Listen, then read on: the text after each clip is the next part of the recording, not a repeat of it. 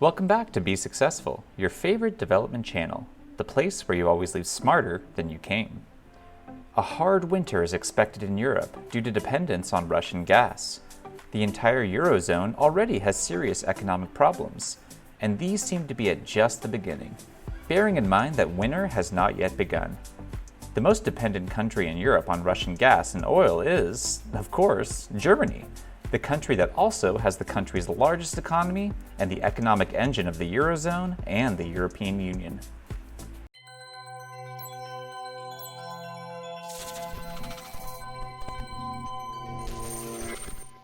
Germany has enjoyed explosive economic progress in recent decades, but all this growth has been based on cheap energy supplies from Russia, which has increased dependence to a critical point of more than 50% earlier this year. Even if green energy installations are massively implemented on the territory of Germany, they are still not on a large enough scale to make Germany energy independent. Even now, if Germany tries or even replaces the Russian supply sources with new ones, they are primarily more expensive, but also the creation of new supply lines creates additional costs. And these additional costs are not at all negligible. At the moment, Germany is on the verge of making a 200 billion euro loan just to compensate for the increase in energy bills to consumers. To give you an idea of the size of this amount, it's almost as much as the gross domestic product of Romania for an entire year. And all this just to get through the winter. With an economy of over 4 trillion euros, Germany is the fourth largest economy in the world after the United States, China, and Japan. With such economic dimensions, Germany's problems will certainly not remain only at the local level.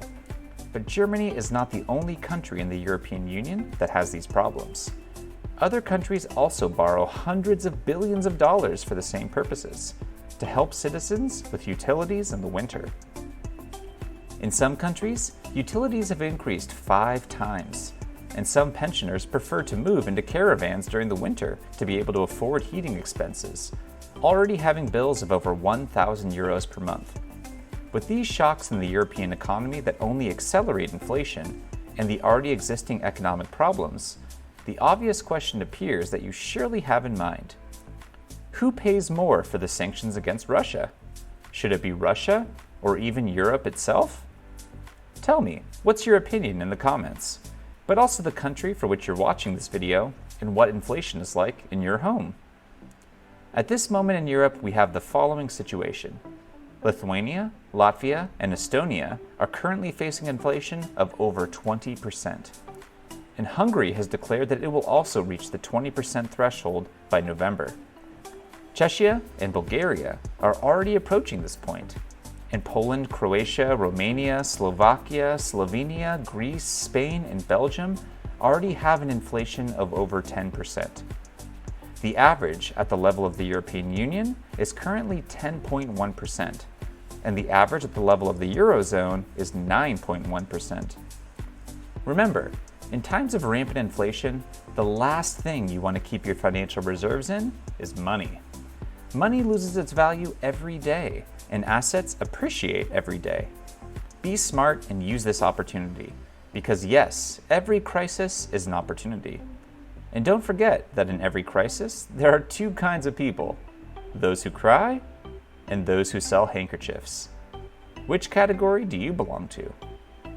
Thank you for staying with me until the end. Remember to hit like and subscribe and share with your friends and family. And as always, take care of your money.